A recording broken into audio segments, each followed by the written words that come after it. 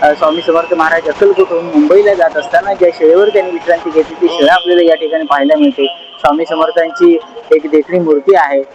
स्वामी समर्थांची आज पुण्यतिथी आहे आणि स्वामी समर्थांना वंदन करण्यासाठी आम्ही चाललोय आंबडसला. चिपळूण पासून काही किलोमीटर अंतरावर आंबडस या ठिकाणी स्वामी समर्थांचा एक नवीन मठ झालेला आहे आणि तो मठ पाहायला, स्वामींचं दर्शन घ्यायला आम्ही आज निघालेलो आहोत. चला तुम्हाला या स्वामींचं दर्शन घडवतो.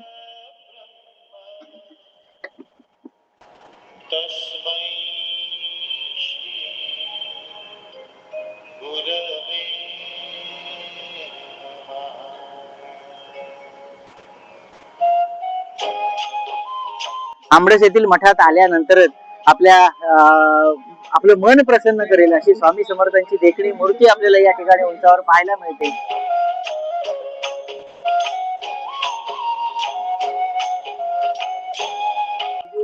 चिपळूण पासून अवघ्या 6 किलोमीटर अंतरावर असणाऱ्या वाशिष्ठी नदी किनारी आंबडस या ठिकाणी असणाऱ्या स्वामी समर्थांच्या मठामध्ये मी या ठिकाणी पोहोचलेलो आहे.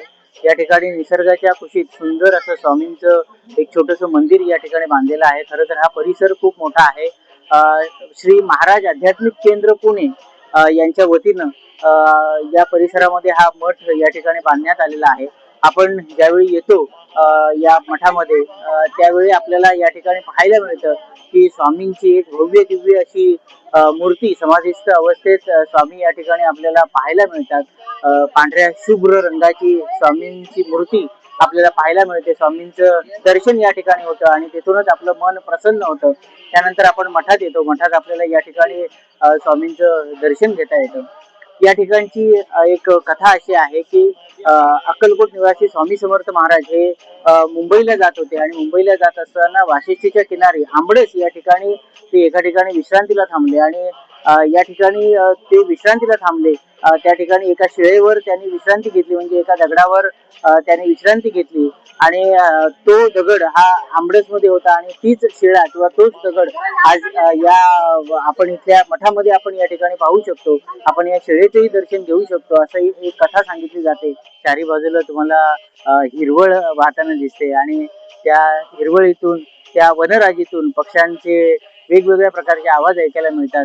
बाजूलाच वाशिष्ठीची नदी 12ही महिने वाहत असते. आपण या परिसरात आल्यानंतर आपण स्वामी समर्थांचं दर्शन घेतल्यानंतर आपण या ठिकाणी शनिदेव महाराजांचं आपण या ठिकाणी दर्शन घेऊ शकतो. आपण इथे आल्यानंतर बघू शकतो की हनुमंतरायाची देखणी मनाला प्रसन्न करेल अशी मूर्ती या ठिकाणी आहे. त्याचबरोबर शनिदेव महाराज यांची ही मूर्ती या ठिकाणी आहे. ओम शनश्चराय नमः असं या ठिकाणी लिहिलेलं आहे आणि येथे आपल्याला शनिदेवांचंही दर्शन आपल्याला इथे घडतं. श्री महाराज आध्यात्मिक मार्गदर्शन केंद्र पुणे यांच्या माध्यमातून हा मठ उभारला गेला आहे आणि स्वामी समर्थांचं सुंदर या ठिकाणी मंदिर उभारलं गेलं आहे. आणि या ठिकाणी आल्यानंतर या निसर्गाच्या सानिध्यात बसलेलं हे मंदिर पाहिल्यानंतर आपलं मन नक्कीच प्रसन्न होतं आणि स्वामी समर्थांचा आशीर्वाद आपल्याला या ठिकाणी लाभतो. घेऊ नकोस, मी तुझ्या पाठीशी आहे असा मंत्र स्वामी समर्थांनी दिला आणि त्याची प्रचिती आपल्याला आंबडेच्या या मठात आल्यानंतर पाहायला मिळते.